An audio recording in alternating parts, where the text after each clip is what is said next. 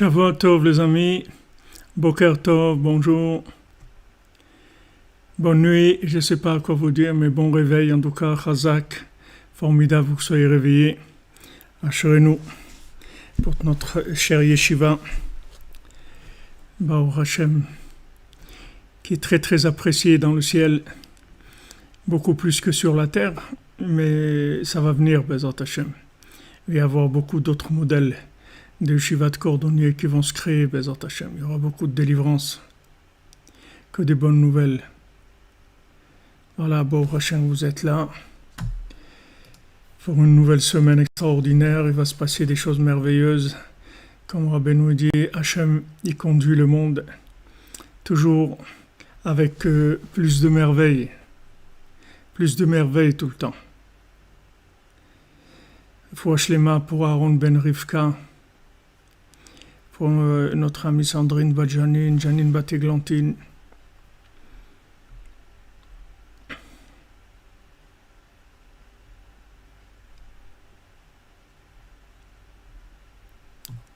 Georges Bat Stéphanie et Arthur. Il faut de tous les malades et la délivrance pour tout le monde dans tous les domaines. La délivrance de l'esprit, la délivrance du cœur, la délivrance du corps, Bezat Hashem. Merci à vous, merci, c'est vous tous qui faites, c'est chacun, chacune qui est là. Amen, merci pour vos bénédictions, Romain. Chacun, chacune qui est là, c'est vous qui faites. Baruch Hashem, c'est Bisroutrim. Merci pour l'aide cachoute, David. Assurez-nous.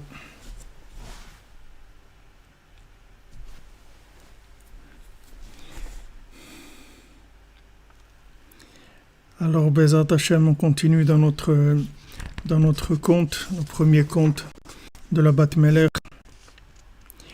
Donc, on est arrivé au moment que elle lui a laissé un mot.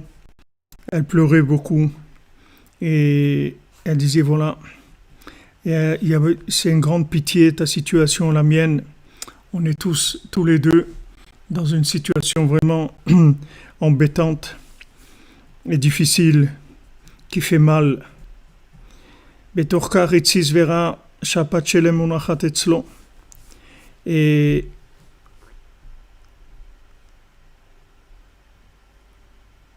quand maintenant le second du roi, il a reçu l'information par son mécharet, par son serviteur, que maintenant il lui a raconté tout ce qui s'était passé et qu'elle lui avait laissé son foulard avec une inscription avec des larmes et qu'elle pleurait beaucoup parce que il y a Rachmanout pour elle, pour lui, pour les deux. Comme on a dit mercredi dernier, c'était mercredi soir, je crois, ouais, le dernier cours de Sipurim Asiot, qu'en fait, il faut savoir que quand on souffre, on n'est pas seul à souffrir. Il y a l'autre moitié qui souffre aussi. C'est pas que nous. C'est-à-dire quand nous on souffre, c'est-à-dire quand on sent de la solitude, quand on sent de l'incompréhension, quand on sent de la haine, quand on sent du mépris, quand on sent du dédain, de l'oubli, du manque de considération, du manque de santé, du manque de parnassa, de tous les manques qu'on a, il faut savoir qu'on n'est pas seul. Il y a l'autre moitié qui doit compléter ça, qu'elle aussi elle souffre. On n'est pas seul dans la souffrance, dans la douleur, dans le manque. Il y a l'autre qui doit combler le manque, qui souffre aussi de la même manière. Nous on souffre d'un côté, lui il souffre d'un côté parce qu'il n'a pas trouvé la princesse, mais la princesse aussi elle souffre qu'il ne l'a pas trouvée. C'est-à-dire le manque il est des deux côtés. Donc ça c'est quelque chose qu'il faut avoir en tête, clair, parce que des fois on croit qu'on est seul, mais en fait on n'est pas seul.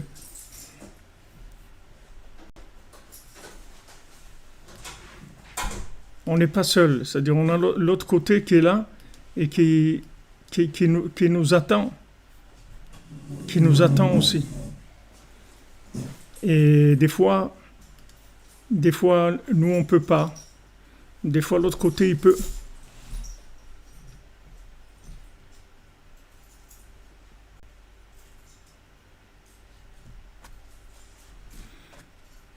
Je sais pas, Madame Tangi, pourquoi Rabbeinu il a choisi la pomme.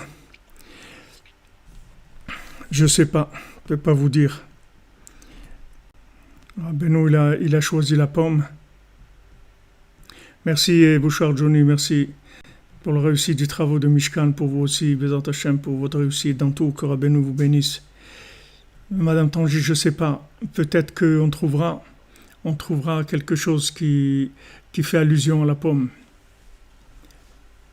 Mais sachez que même quand Rabbeinu il a employé ici la pomme, quand on dit qu'il parle du Etzadat, ça aussi c'est une explication, c'est pas sûr du tout que Rabbeinu ici il parle du Etzadat.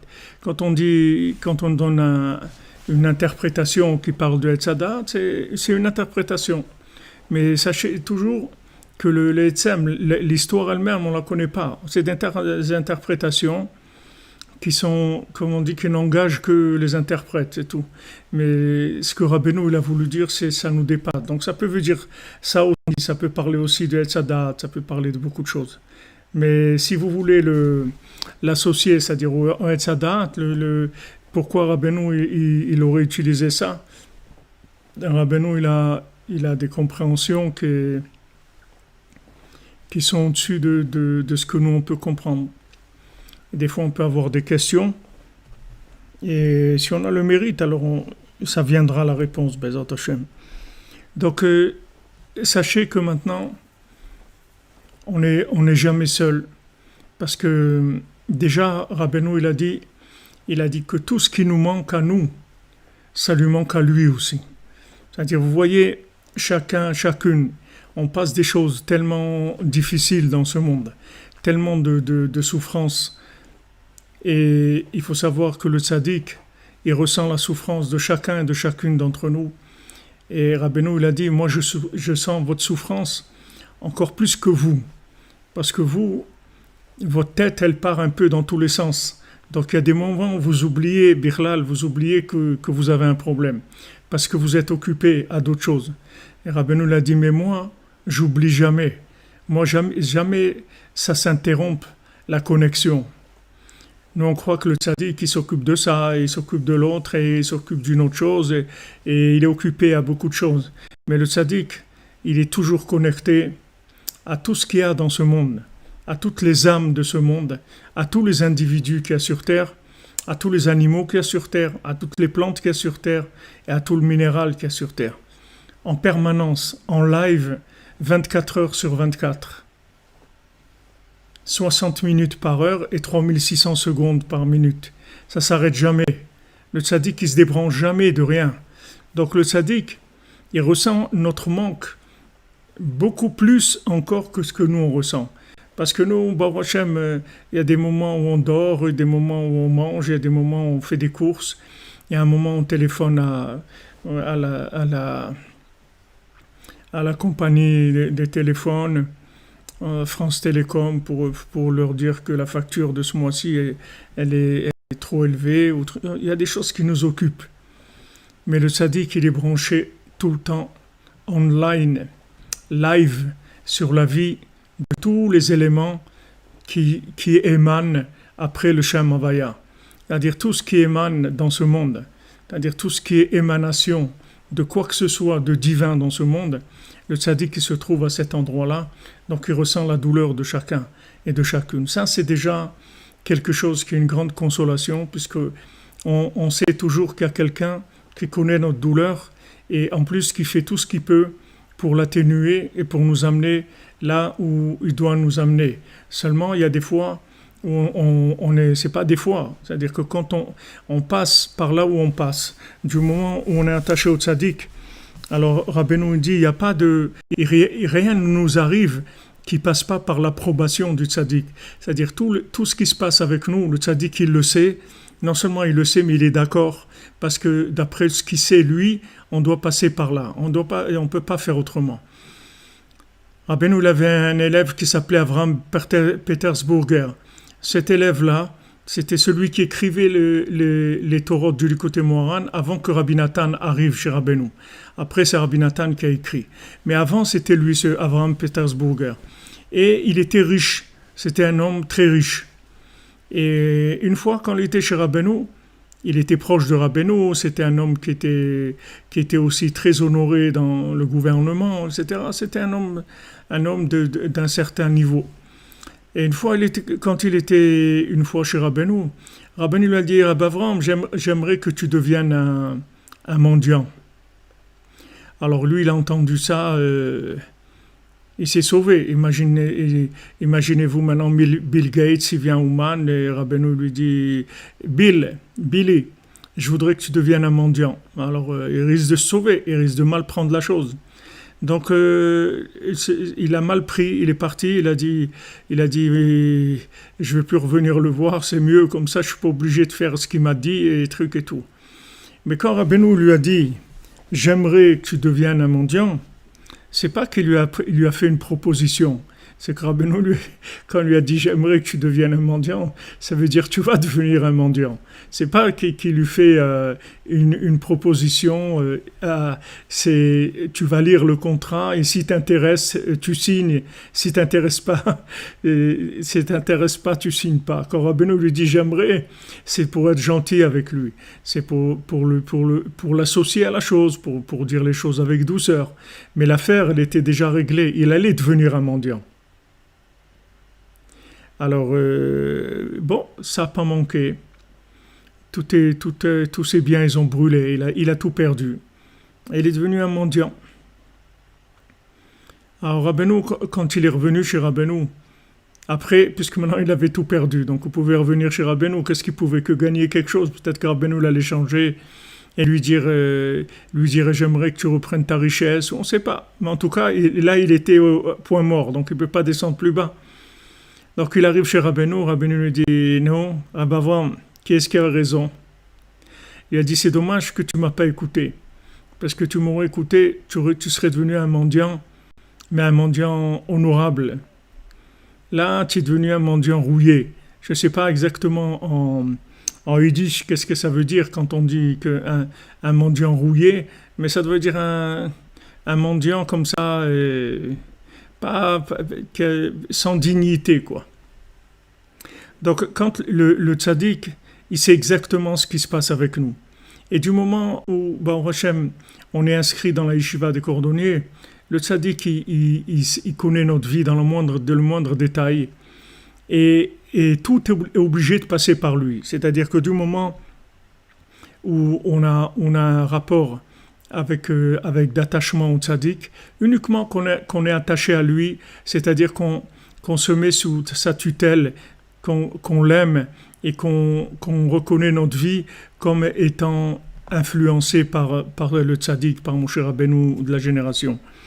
Uniquement ça fait qu'il n'y a rien qui peut se passer avec nous si le Rebbe ne donne pas sa askama, c'est-à-dire s'il ne dit pas d'accord.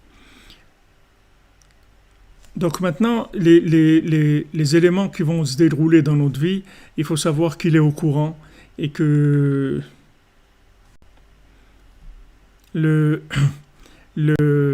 maintenant, ce qui se passe, on a juste à l'accepter. Et si maintenant c'est difficile pour nous, on peut le dire aussi. Il y avait un Breslever qui s'appelait, je crois, Rav Yitzhak Eisenstein, et que lui aussi, il était riche et il a perdu sa parnassa. Mais ça, c'était après que Rabbeinu était déjà décédé. Donc, il est passé comme ça par la pauvreté.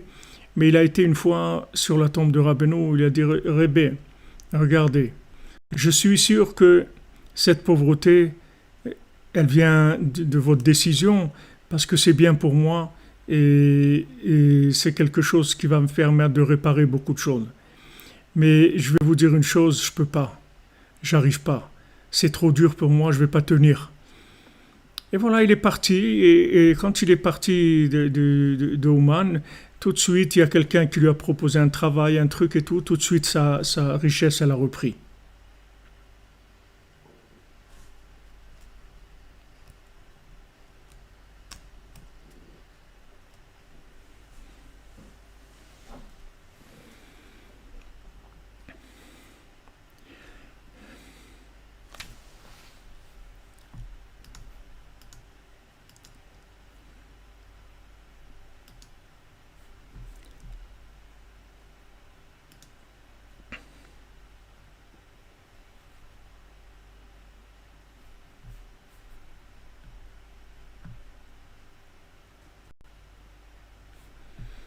Attendez.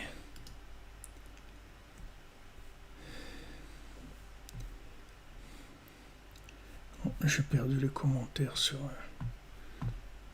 Facebook.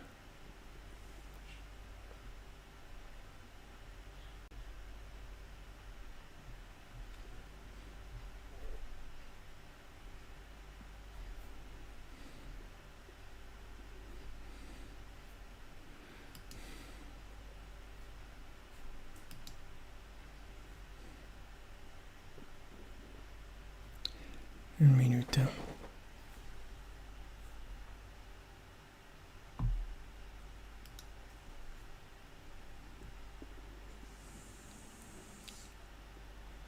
J'arrive pas à... Tu suis dans Facebook, tiens? Je suis en train de partager les commentaires.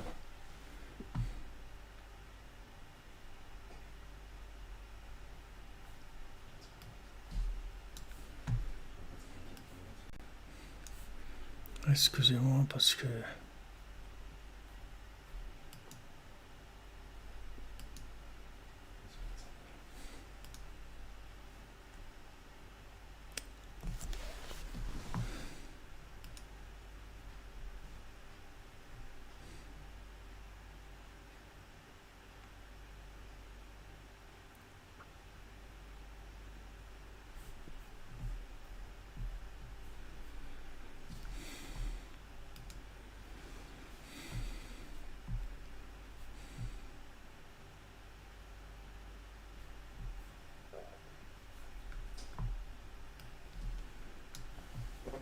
Tu rentres dans Facebook, Shimon? Ok, je sais pas ce que je vais faire. Je vais enlever quelqu'un.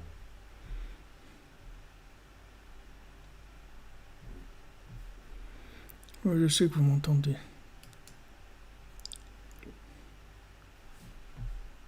vois rien, moi je m'occupe pas de ta mécanique.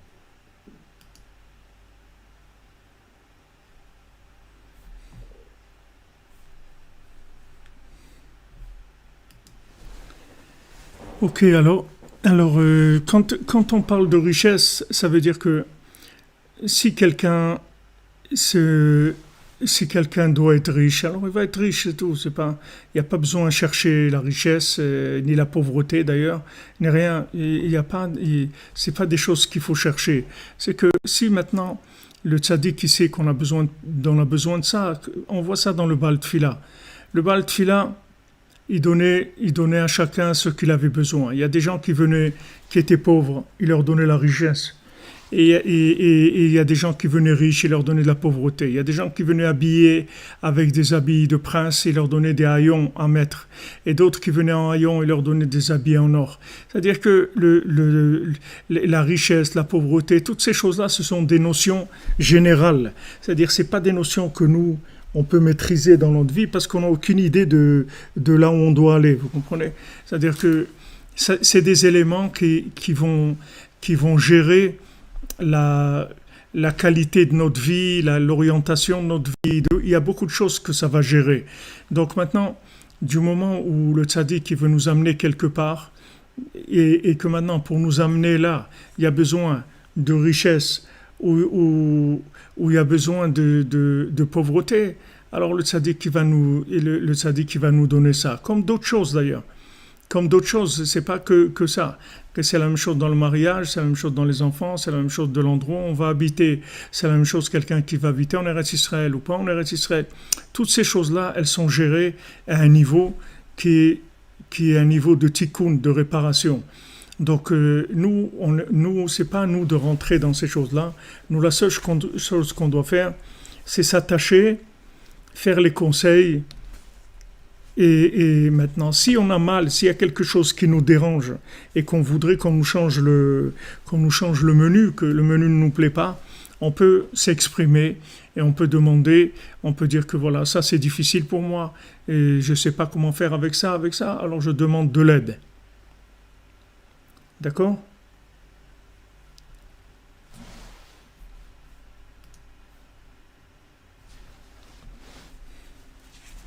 C'est bon, Shimon, là-bas?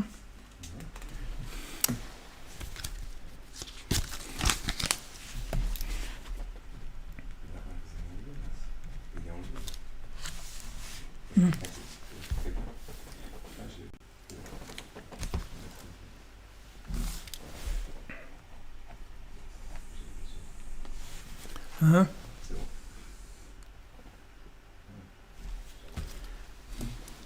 Vous comprenez? C'est le, la- il faut, il faut pas, bien sûr, même les maladies, vous demandez mais bien sûr, même les maladies, tout est géré par le tzaddik, tout. Mais si maintenant on n'est pas attaché au tzaddik, alors on peut ramasser des choses par, si vous voulez, je vous ai donné quelquefois des exemples sur ça, mais imaginez-vous que maintenant vous faites partie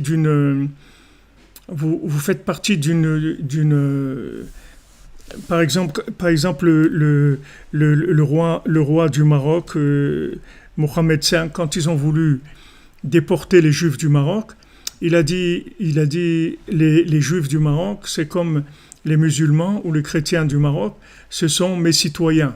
C'est-à-dire ils sont sous ma tutelle à moi. Donc il n'y a personne qui va être déporté d'ici parce que tous ceux qui sont ici, ce sont des gens qui sont sous ma responsabilité.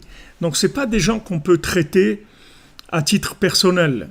C'est des gens qui font partie d'une entité.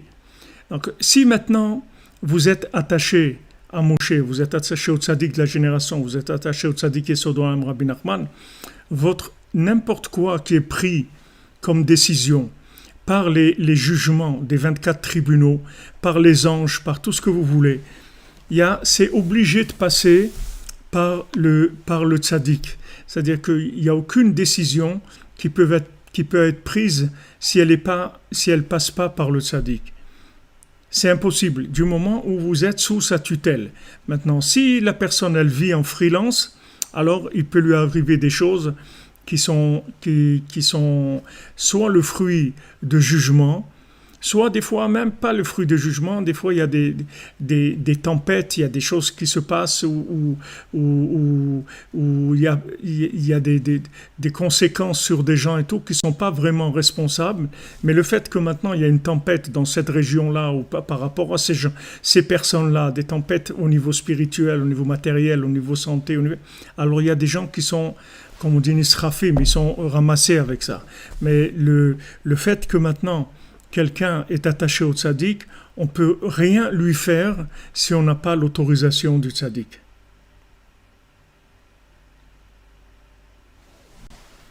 D'accord?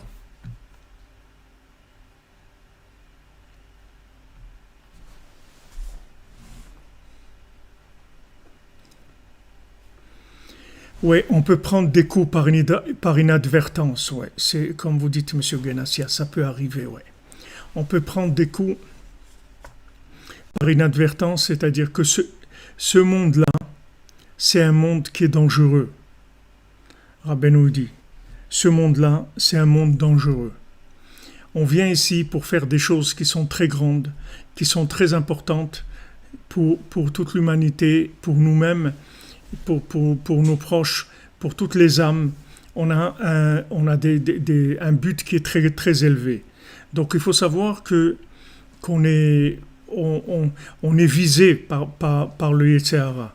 Maintenant, plus vous avez un but qui est grand, c'est-à-dire que vous avez une importance dans ce monde, c'est-à-dire que vous avez plusieurs âmes qui dépendent de vous, plus vous êtes dans le collimateur du Satan, de Amalek, de toutes ces forces négatives.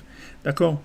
Maintenant, vous avez intérêt à avoir un garde du corps, quelqu'un, un avocat, quelqu'un de solide, parce que lui, il va vous défendre. Lui, il va vous défendre. Une fois, on a demandé à Ravram Ben Nachman, quand il faisait des cours, ou il a écrit des livres, il a fait des choses qui étaient des choses qui le mettaient un peu en avant par rapport aux autres. Alors on lui a dit, mais tu n'as pas peur du mauvais œil et que les gens ils te mettent l'œil, etc. Il a dit non. Il a dit dans tout ce qui concerne Rabbeinu, j'ai pas peur du mauvais œil du tout. J'ai pas peur de ça. Je fais ce que j'ai à faire, c'est tout. C'est-à-dire que du moment où vous vivez sous la tutelle, alors vous avez la protection, vous avez la protection du tzaddik et l'orientation du tzaddik. Il n'y a plus de choses qui sont, c'est-à-dire comme vous dites, on n'est plus en freelance.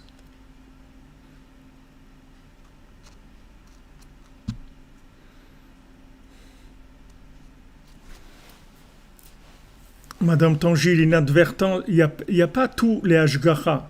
Il y a des choses que, par exemple, on ne doit pas se mettre en situation de danger.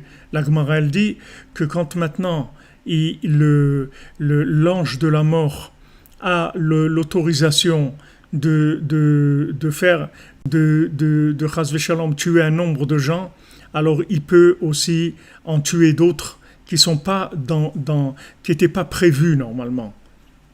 Ne croyez pas que il y a des choses, par exemple, si vous vous mettez en danger, si quelqu'un se met en danger, alors il peut lui arriver des choses parce qu'il s'est mis en danger. Vous ne pouvez pas dire, non, de toute façon, moi, j'ai mon heure où je dois quitter ce monde et n'importe quoi que je fasse, de toute façon, on ne pourra pas m'enlever de ce monde tant que ce ne sera pas le moment. C'est pas vrai.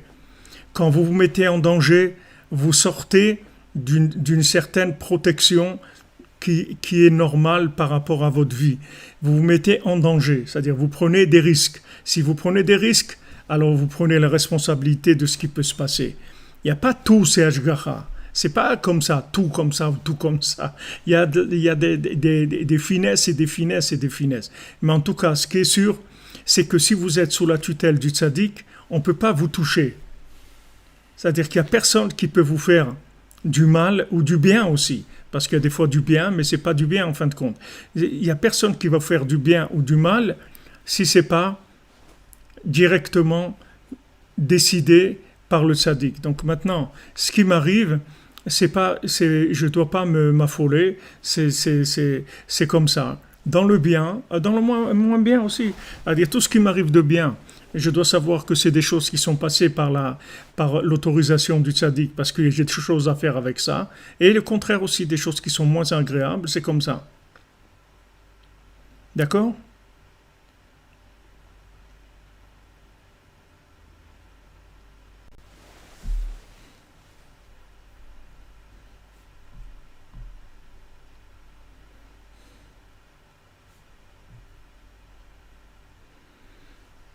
Voilà, par exemple, on dit un Talmid Chacham, il ne doit pas sortir tout seul la nuit, par exemple. Parce qu'un Talmid Chacham, un érudit en Torah, c'est quelqu'un qui est plus dans le collimateur du Satan. Et maintenant, s'il sort la nuit, dans la première partie de la nuit, où il y a un grand pouvoir des forces négatives, il peut lui arriver quelque chose de pas agréable. Alors que s'il n'était pas sorti, ça ne lui serait pas arrivé. Ou s'il était sorti après Chatzot, ça ne lui serait pas arrivé.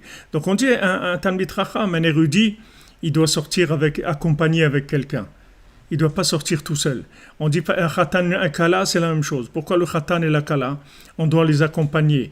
Voilà, pendant les 8 jours où ils sont mariés, les 7 jours des Shiva Brachot, ils doivent être accompagnés. Pourquoi ils doivent être accompagnés? Parce que c'est un moment très très important où il y a un yichoud. Avant déjà qu'ils se rencontrent et qu'ils se marient, il a fallu en bouger des choses. Il fallait bouger plein de choses. Et que maintenant, qui sont en train de faire les Shiva Brachot, ces 7 jours de joie, et où il va y avoir leur yichoud qui va se compléter par toutes les brachot pendant cette semaine-là et tout, ils peuvent avoir des attaques. Donc on ne laisse pas un khatan et une kala seuls. Il y a beaucoup de choses comme ça. C'est-à-dire, c'est pas, ne croyez pas que c'est... Il y a des précautions à prendre que la Torah elle-même, elle nous dit de faire attention. Elle fait attention à ça, fait attention à ça. C'est des choses où elle nous dit de faire attention. Maintenant, quand on est attaché au tzaddik, il faut savoir qu'il n'y a pas de choses qui vont nous arriver s'il n'y a pas eu un aval sur ça. C'est-à-dire que soit dans le bien et que du bien, Bezat Hashem, et il y a le tzaddik, il a donné son aval.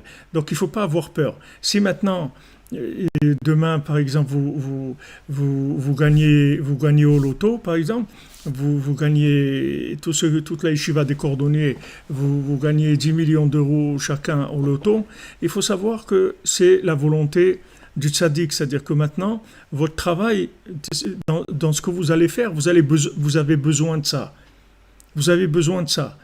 Ou ce que vous allez comprendre, vous allez une ouverture dans un texte, ou quelque chose qui va se passer, vous allez changer de travail, ou déménager, ou n'importe quoi. Ça veut dire que ça, c'est des ouvertures parce que vous êtes dans un tikkun, c'est-à-dire c'est quelque chose qui va servir au tikkun qui va venir. Donc, ce que je voulais vous dire, c'est tout simplement qu'on n'est pas seul et que du moment où on est sous la tutelle du tzaddik, il faut savoir qu'il connaît notre souffrance et il connaît notre vie et il connaît notre âme et il sait exactement qu'est-ce qu'on a à réparer dans ce monde. Exactement. Donc, on a qu'à accepter les conditions et à travailler, c'est tout. On prend notre marteau de cordonnerie et notre truc et nos chaussures et on attaque, c'est tout. On travaille, c'est tout, sans se poser de questions pourquoi c'est comme ci ou pourquoi c'est comme ça. Il y a quelqu'un, il est venu voir une fois le Baal Shem Tov, il lui a dit j'en ai marre, ma femme elle me fait trop de problèmes, elle me fait souffrir, etc. Alors le Baal Shem Tov, il lui a dit regarde, j'ai pas la solution pour toi. Tu vas aller voir un tel qui habite dans telle ville et tu cherches après lui et lui va te répondre à ta question. Ok, alors il va.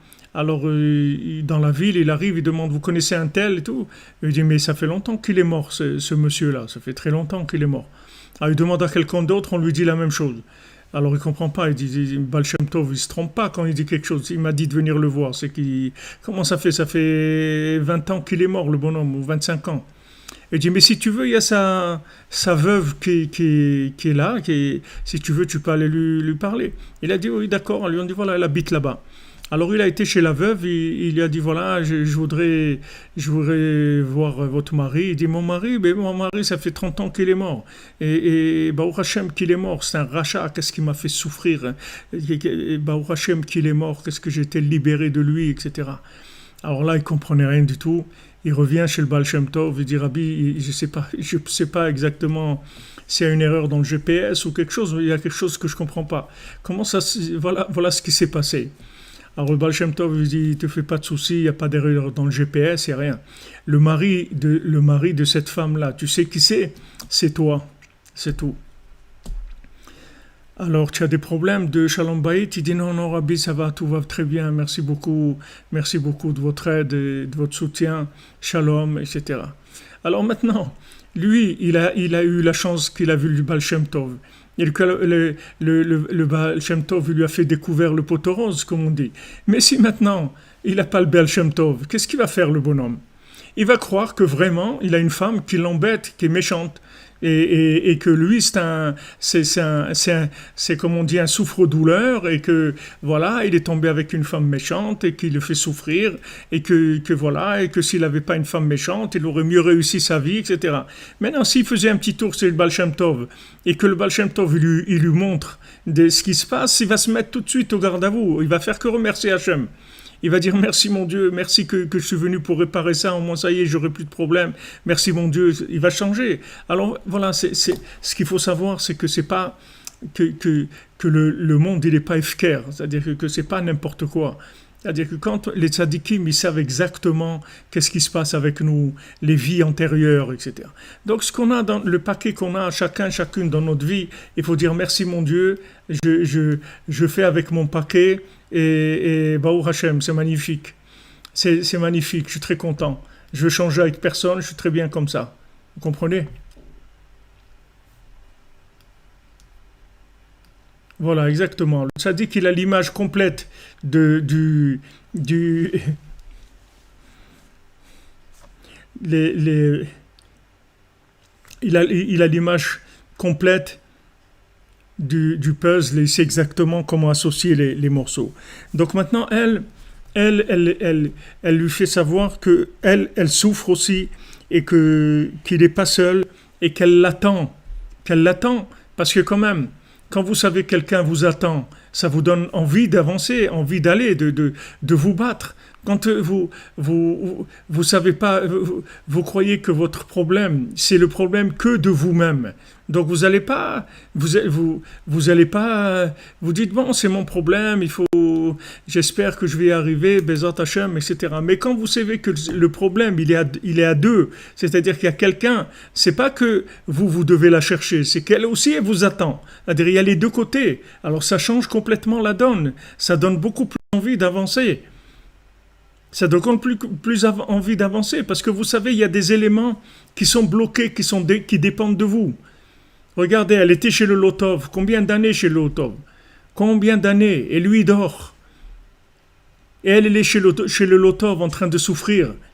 Elle est chez Achashverosh où elle est en train de souffrir. Mais quand on sait ça, alors ça donne beaucoup plus envie de se battre. C'est pas la même chose. On n'est pas seul. C'est pas un compte personnel. C'est pas un problème personnel, ma vie. C'est un problème global. C'est-à-dire, mon travail, il est personnel, mais il est dans une globalité. C'est pas, j'ai pas que mon truc à moi et après moi le déluge. Pas du tout. Pas du tout. On est liés. C'est-à-dire, il y a des liens et il y a beaucoup d'âmes qui nous attendent. Et chaque fois que vous vous levez à Chatzot et que vous faites Itbo des Doud, vous faites votre Tikkun HaKlali, vous libérez des âmes. Vous libérez beaucoup d'âmes de leur prison. Beaucoup, beaucoup d'âmes. Seulement, vous ne pouvez pas le voir. Ils ne peuvent pas vous envoyer un message sur Facebook ou autre pour vous dire merci beaucoup de m'avoir délivré. Merci beaucoup. Ils ne peuvent pas vous envoyer ça. Ils ne peuvent pas. Mais si maintenant vous voyez, mais vous serez au garde à vous à Chatzot, je peux vous dire que 1 heure avant, vous serez déjà en train d'attendre le moment pour attaquer, pour commencer. Et seulement on ne voit pas, c'est tout. On ne voit pas. Baruch Hashem qu'on a la Emouna, et ça suffit pour recevoir les énergies pour pouvoir faire la chose. Mais il faut savoir qu'il se passe des choses très très grandes derrière nous, qu'on ne voit pas. Et si on va Betmimout, c'est-à-dire si on rentre dans la cordonnerie, on va simplement, on fait les conseils du tzaddik dans toute simplicité, avec ça fait des tikkunim, des choses très très grandes, des réparations qu'on n'a aucune idée. Aucune idée. On le verra qu'après 120 ans de l'autre côté, ici on voit rien du tout. Mais on fait des choses qui sont énormes. Donc on est liés si vous voulez. Quand j'ai un manque, un problème, une frustration, c'est pas que mon problème. Il y a d'autres éléments qui attendent aussi que moi je me bouge. Que moi je me bouge. Je ne peux pas dormir en disant ouais je dors. Bon de toute façon qu'est-ce que je peux faire? Je suis fatigué, je vais dormir. Et il y avait Rav Gershon Kahen, Allah Shalom. Rav Gershon Kahen, le directeur de la Yeshiva d'Aix-les-Bains. Et lui il était rabbin à Strasbourg. Et dans la région de Strasbourg, là-bas, les rabbins ils sont payés par l'État. Donc il avait son salaire de l'État. Et il travaillait à la yeshiva. C'est directeur de la yeshiva, mais il ne prenait pas d'argent pour ça. Toute sa vie, il a été directeur de la yeshiva gratuitement. Et il allait aussi ramasser des fonds pour la yeshiva. Il allait ramasser, tout le monde savait que les Rav Kahen, Rav Gershon Kahen, Roger Kahen qui allait passer pour demander la tzedaka, etc. pour la yeshiva d'Aix-les-Bains. Et une fois, un matin, et il est resté au lit, il ne s'est pas levé, il était fatigué, il avait de la fièvre, il n'était pas bien. Et il a dit à son épouse, je ne me sens pas bien, je suis fatigué, etc. Alors son épouse, elle lui a amené son cartable, sa mallette. Elle lui a dit... La yeshiva, les élèves de la yeshiva, ils ont besoin de manger, la yeshiva elle a besoin de fonctionner. Tu penseras à être malade une autre fois. Tu ne peux pas te permettre d'être malade. Et elle lui a donné son truc et sa mallette, il s'est levé. Et il est parti. Parce que c'est des gens qui étaient conscients que c'est pas je fais mon travail. Je fais mon travail. C'est-à-dire, dans la chaîne, derrière, c'est une chaîne de fabrication. Si moi je m'arrête, c'est toute la chaîne qui s'arrête. Et si la chaîne s'arrête, c'est pas uniquement une pause. Il peut y avoir des éjections aussi. Il peut y avoir des gens qui sont à la limite, qui se font éjecter. Comme il a dit je ne sais pas si c'est Gulgan de Vina qui a dit, il étudiait 22 heures, 23 heures par jour. Alors il dit, mais pourquoi vous étudiez pas un peu moins, vous reposez en moins encore 1 heure et tout. Alors il a dit, si moi j'étudie 22 heures, mon voisin il va étudier 21. Et le voisin de mon voisin il va étudier 20 heures. Et quelque part à Paris, il y a quelqu'un qui va être Mechalel Shabbat, qui va sortir du Shabbat. C'est-à-dire, il y a des gens, il ne faut pas oublier qu'il y a des gens qui sont au bout de la chaîne. C'est pas tous les gens qui sont au milieu. Il y a des gens en bout de chaîne. C'est-à-dire que si maintenant je ne fais pas le pas que je dois faire, l'autre il saute, c'est tout. Il s'en va. Il fait plus partie il est sorti. Donc, je ne suis pas seul dans mon problème. Je suis pas seul dans mon problème. Dans ma Avodat Hashem, je suis pas seul. Ce que je fais, c'est pas seul. Il y a beaucoup de choses qui dépendent de moi. Et de se dire ça, c'est pas du tout de l'orgueil ni de la prétention. C'est juste de la technique de savoir comment ça marche. Donc elle vient, lui dit, écoute, maintenant lui il peut dire c'est gratuit. Moi je suis venu te chercher. Moi je suis pas, c'est pas moi le roi. En fin de compte, moi j'ai vu le roi qui avait de la peine. Mais c'est tout. Mais moi, lui, c'est le tzaddik. Lui, il va chercher les gens qui sont paumés. Ok. Mais le tzaddik, il peut dire, en fin de compte, comme il a dit Moshe Rabbeinu, il a dit à Hachem, pourquoi c'est mes enfants, moi, que je dois les porter? Mais moi, j'ai pas la force de porter ces gens-là. Mais c'est trop pour moi, je peux pas. Ok, Hachem lui a dit, ok, si c'est comme ça, alors tu vas prendre 70 anciens et je vais prendre un peu de ton souffle divin, je vais leur donner à eux un petit peu, comme ça tu vas te reposer un petit peu, ça va être plus facile pour toi. Mais le tzaddik, il peut dire à la princesse, mais le roi, il a qu'à venir te chercher. Moi, je suis venu, c'est gratuit que je suis venu te chercher. Moi, j'attends rien de ça. Moi, je suis venu te chercher parce que j'avais trop de peine pour le roi, c'est tout. Mais c'est pas gratuit. C'est-à-dire que lui, il est responsable. Il est responsable. C'est pas gratuit. Cette inspiration qu'il a reçue, elle n'est pas gratuite. Quand Réhouven, il a pas sauvé Yosef, il a payé pour ça. Il a payé. Parce que lui, il voulait le sauver. Les autres, non. Mais lui, il voulait le sauver. Mais le fait qu'il a eu l'inspiration de vouloir le sauver, c'est pas gratuit. Donc le fait qu'il n'a pas suivi son inspiration, il a été puni. Tandis que les autres qui n'ont rien fait, non, ils n'ont pas été punis parce qu'ils n'étaient pas conscients. Les autres, ils n'étaient pas conscients. Mais si vous êtes conscient, alors c'est pas la même chose que vous pouvez pas dire je ne savais pas. Si vous êtes conscient, vous êtes conscient, pas conscient, vous n'êtes pas conscient. Mais celui qui est conscient, c'est une responsabilité, c'est pas de gratuit. Chez nous, il n'y a pas de la connaissance gratuite. La connaissance chez nous, elle est liée avec une conscience et elle n'est pas gratuite. C'est-à-dire on est obligé de faire ce qu'on a à faire.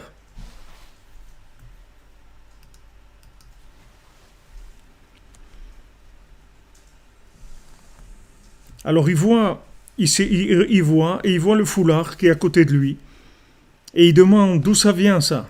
Et Shivlo Sheikatva Alav Be'admaot. Il lui a dit, elle a écrit sur son foulard avec des larmes. Urkacha, il a pris le foulard. Ve'erimota keneged hashemesh. Et il a levé le foulard, il l'a mis en face du soleil. Ve'itril lirot haotiyot. Et il a commencé à voir les lettres. Ve'kara mashekatuv sham. Et il a lu ce qu'il avait écrit là-bas. Kol kablata ve'tsaakata. Tout ce qu'elle se plaignait et tous ces cris, ces hurlements. Oshekaet enena sham. Elle lui dit, je suis plus là-bas, chez le Lotov. Dans le château où tu m'as trouvé. Ke'im sheivakesh har shel zahav ou miftsar shel margaliot. Sham timtsaeni. Maintenant, tu vas me chercher sur une montagne en or et un château en pierre précieuse. Là-bas, tu vas me trouver. Donc maintenant, elle lui a laissé un message sur le foulard. Et il lève le message face au soleil. Et il commence à voir des lettres. C'est-à-dire que au début, il croit que c'est pas quelque chose qui est dirigé avec des lettres, des paroles divines. Il croit que, bon, voilà, d'accord, il a cherché, elle était chez le Lotov, maintenant elle lui a dit, fais pas ça, fais comme si, il a raté, et il revient la chercher, etc. Maintenant, il a dormi 70 ans. Maintenant, elle lui montre en fait la racine dans la Torah, la racine dans la parole d'Hachem de cette situation-là.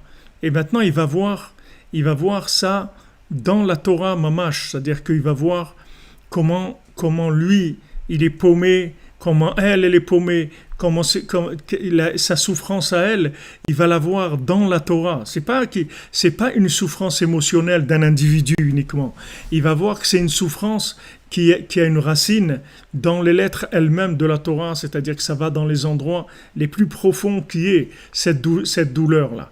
Il ne faut pas croire que c'est une douleur, comme je vous ai dit là avant, c'est-à-dire que c'est pas quelque chose, c'est pas une situation que je vis, voilà, j'ai un problème comme ci ou comme ça, non, c'est pas un problème comme ci ou comme ça, c'est le problème de la shrina, c'est un problème où tout le fonctionnement du monde entier il dépend de ça.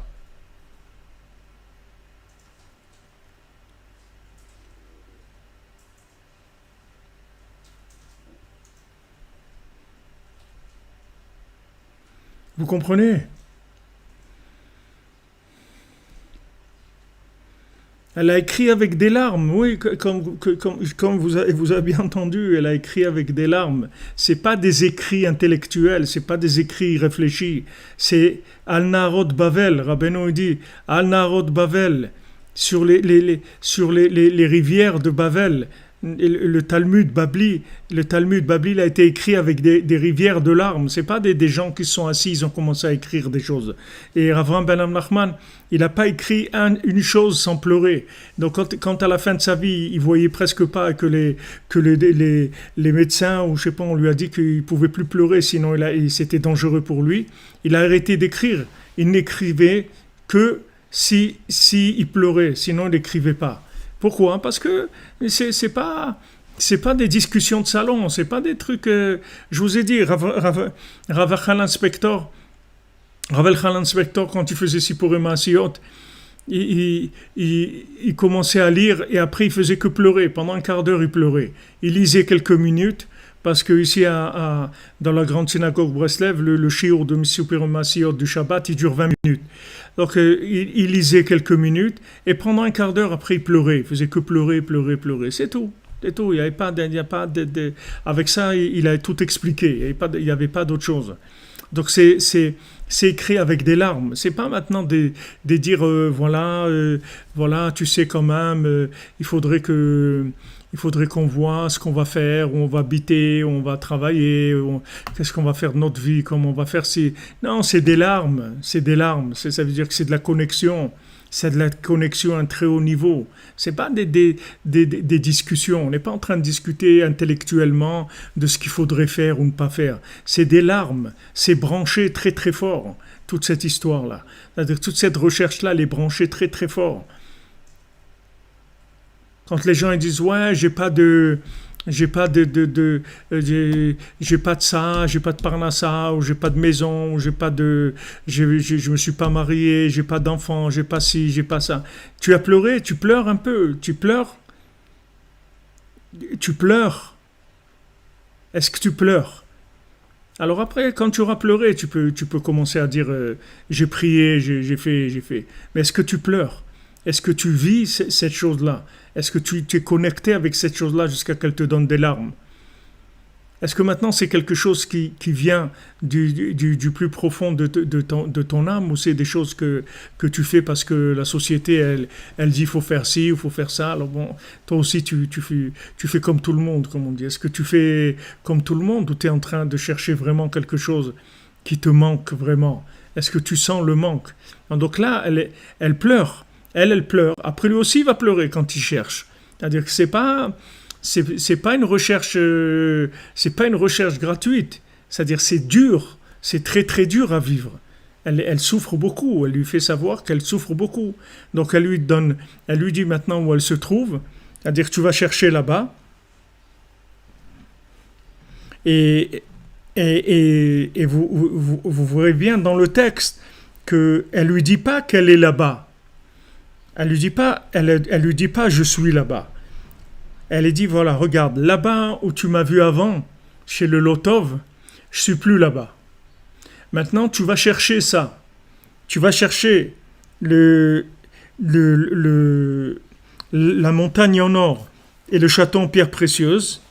Et là-bas, tu vas me trouver. Mais elle lui a pas dit je suis là-bas. Parce que vous allez voir qu'à la fin du conte, quand le petit vent, il arrive, en fait, ils viennent de l'amener là-bas. C'est-à-dire que elle lui a pas dit je suis là-bas. C'est-à-dire, elle a dit tu vas me trouver là-bas, je serai là-bas. En fait, si tu me cherches là-bas, alors je serai là-bas. Mais il faudra que tu me cherches pour que je sois là-bas. Il faut que tu me cherches jusqu'à que tu arrives à cet endroit-là. À ce moment-là, au moment où tu arriveras à cet endroit-là, alors je viendrai moi aussi là-bas et je vais t'attendre là-bas, dans cet endroit-là. C'est-à-dire elle lui donne un endroit que pour l'instant, elle ne va pas être dans cet endroit-là. Elle ne va pas aller dans cet endroit-là. Maintenant, pourquoi elle ne veut pas aller pour l'instant dans cet endroit-là?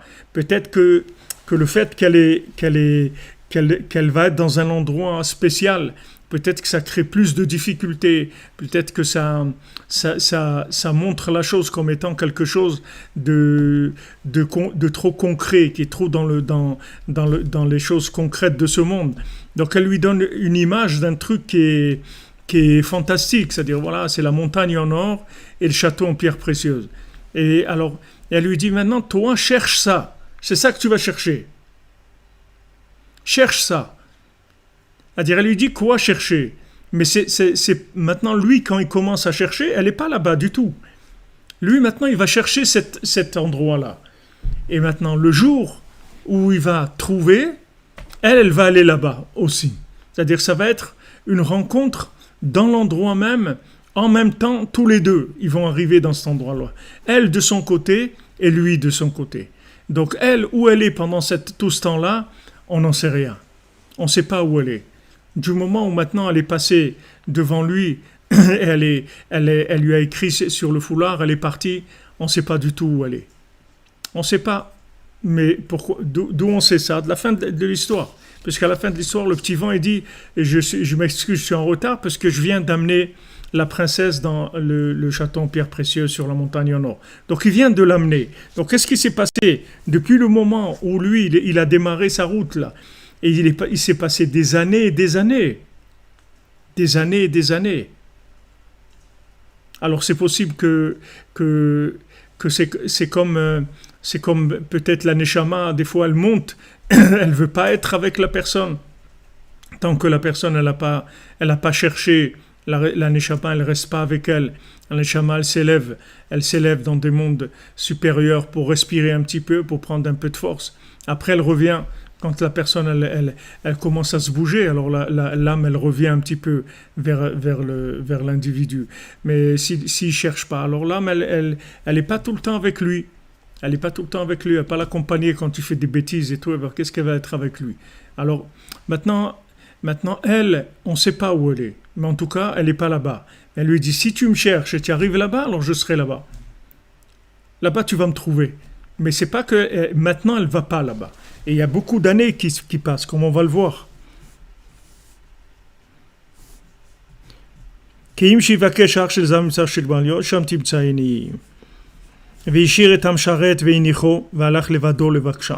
Maintenant, il va laisser le serviteur et il va aller tout seul pour la chercher. Maintenant, il va aller seul. C'est plus du tout comme ce qu'il y avait jusqu'à maintenant. Maintenant, il va aller seul. Il ne va pas du tout avec le Mécharet. Donc, Bezat Hashem, ça, on verra demain essayer d'expliquer ça qu'est-ce que c'est qui c'est ce Mécharet et pourquoi il l'a laissé et pourquoi il y a un moment où il doit continuer tout seul. Il y a un moment où il faut qu'il continue tout seul. Il pourra pas continuer avec son Mécharet, avec son serviteur. Il y a un moment où il va Echad, c'est tout. Il y a un moment où il doit prendre son chemin avec toute la responsabilité qu'il a en se considérant comme seul et unique dans sa tâche, en assumant tout ce qu'il doit faire dans ce monde, Bezat Hashem. Donc ça, on verra, on rentrera là demain, Bezat Hashem. En attendant, chez Shavua Tov, les amis, merci d'être là, dans la yeshiva des cordonniers, c'est quelque chose d'extraordinaire. Emeka Bacha, me dites. Ouais. Merci les amis, merci pour vos bénédictions, Hashem vous bénisse, que Béhémet vous comble tous les manques. Et vous n'allez pas vous faire du souci, comme Rabbi Nathan il dit, si tu restes dans la yeshiva des cordonniers, tout ce que tu as besoin, ça va venir, Bezat Hashem. En tout cas, sache que le Rosh Yeshiva, le tzaddik, il gère ses élèves. On n'est pas seul, on n'est pas abandonné, on n'est pas livré à nous-mêmes, on n'est pas en freelance. Il y a quelqu'un de très responsable et de très capable qui s'occupe de nous. Donc, Baruch Hashem. Merci mon Dieu que Hashem nous a donné le mérite de faire partie de la yeshiva, des gens qui se lèvent à Chatzot, et qui nous a donné le mérite de nous rapprocher de Rabbeinu, et que Rabbeinu nous a mis dans son sac, et qu'il a bien fermé, qu'il n'y ait pas d'air qui rentre, que ce soit hermétique, qui ferme bien le sac. Et chaque jour qu'on se lève, sachez que c'est des miracles. Et ça aussi, c'est monnayé par le tzaddik. Ne croyez pas que c'est comme ça, allez, maintenant, c'est bon, je me lève à Chatzot tous les soirs, non, c'est pas comme ça. C'est pas comme ça. C'est chaque fois, c'est monnayé, parce que chaque fois, c'est des choses qui sont tellement grandes, c'est des accès à des niveaux tellement élevés, que vraiment, c'est une très très grande richesse. C'est un club VIP de tzadikim de très très haut niveau. Sachez-le, et là-dessus, vous avez pas à lésiner sur ça. Sachez que c'est club VIP de très très haut niveau. Donc, Baruch Hashem, merci Rabbeinu, merci Hashem, merci Rabbeinu, merci tous les tzadikim de nous accepter dans cette yeshiva. Amen, compris tous pour le Mashiach, Bézat Hashem. Mashiach, il va venir, ne faites pas de soucis, il est là. En attendant, nous, on doit travailler. À demain, Bézat Hashem, à 15h pour le cours.